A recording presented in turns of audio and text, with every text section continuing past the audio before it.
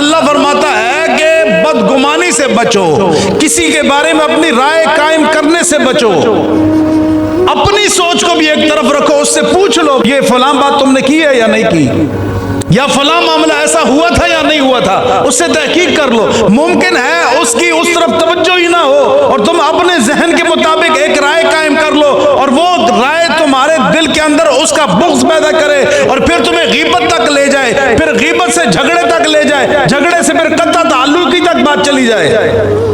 एक बदगुमानी तुम्हें कहां तक पहुंचा रही है। तुम अपने जहन के मुताबिक किसी के बारे में राय कायम मत करो। 7वीं 8वीं सदी के अंदर एक बादशाह गुजरा है, शाह मुराद। अभी भी शायद उसके कुछ आसार हरम मक्का के अंदर मौजूद हैं।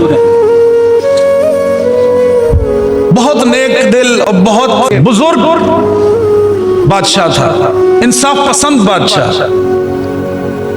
अल्लाह से डरने वाला बादशाह। एक दिन रात को बिस्तर पे लेटे हैं, नींद नहीं आई, सारी रात करवटें बदलते रहे, नींद नहीं आ रही, हालांकि सारा दिन मसरूफ भी रहे। फिर सोचने लग पड़े, भाई मुझे ये नींद क्यों नहीं आ रही, शायद मेरे मुल्क के अंदर किसी पर जुल्म हुआ हो। पहले बादशाह ऐसे होते थे, शायद मेरे मुल्क के अंदर किसी पर जुल्म हुआ हो। बादशाह ने अपने वजीर को बुलाया, यार इस तरह मुझे सारी रात नींद नहीं आई और मैं मुल्क के अंदर अपने इलाकों के अंदर गश्त करना चाहता हूं, चलो मेरे साथ। सिपाहियों को साथ लिया, गश्त कर रहा है।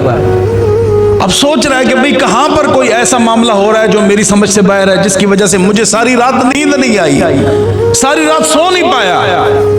तो एक मकाम पे उसने देखा कि कुछ लोग इकट्ठे हैं। बादशाह दौड़ता हुआ वहीं पहुंचा और बादशाह ने जाके लोगों को अलग किया, लोगों से कहा क्या बात है, और देखा कि एक शख्स मरा पड़ा है, लोग उसको लाते मार रहे हैं, लोग उसको पत्थर मार रहे हैं। बादशाह ने अपने सिपाहियों से कहा रोको इन लोगों को, सिपाहियों ने रोक लिया। बादशाह ने कहा क्या बात है भाई, इसको क्यों ऐसा मामला हो रहा है, इसके साथ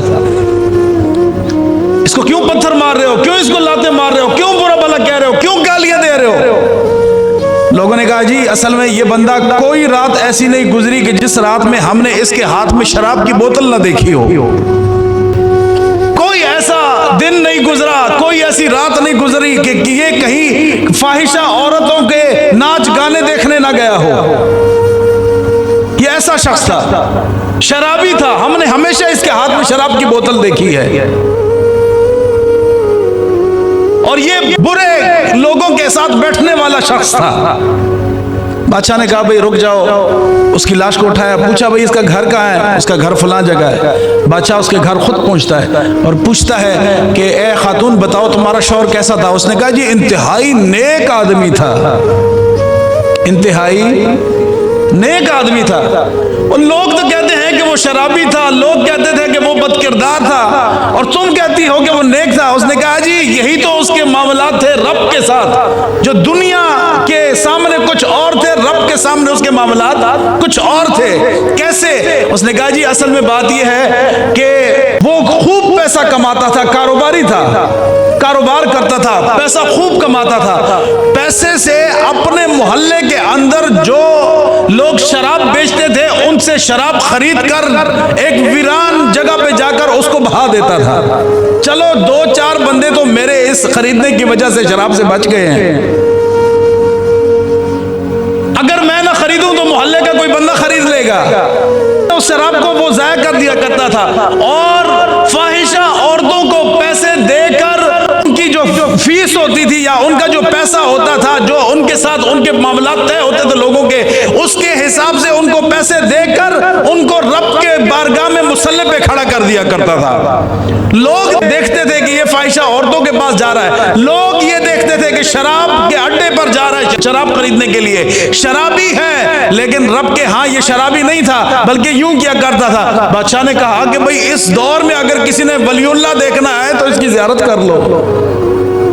हालांकि लोगों ने क्या समझा, उसकी बीवी कहने लगी कि मैंने हमेशा इससे ये कहा था, लोग तुम्हें शराबी समझेंगे, लोग तुम्हें बदकिरदार समझेंगे, तुम्हारा जनाजा पढ़ने वाला कोई नहीं होगा। लेकिन ये हमेशा यही कहता था कि आम लोगों के जनाजों में तो वक्त का बादशाह शरीक नहीं होता, देख लेना मेरे जनाजे के शरीक होगा और वक्त के उलमा और बुजुर्गान दीन भी शरीक होंगे। उसका गुमान क्या था, उसकी सोच क्या थी? बादशाह वक्त ने ऐलान किया कि सरकारी तौर पर हमने इसका जनाजा पढ़ाना है।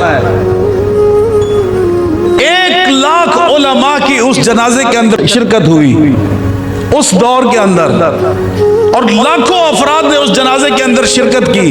बादशाह वक्त खुद मौजूद था। लोगों का गुमान क्या था? ये शराबी है। लोगों का गुमान क्या था? ये बदकिरदार है। लेकिन रब के हां उसका मकाम और मर्तबा क्या था?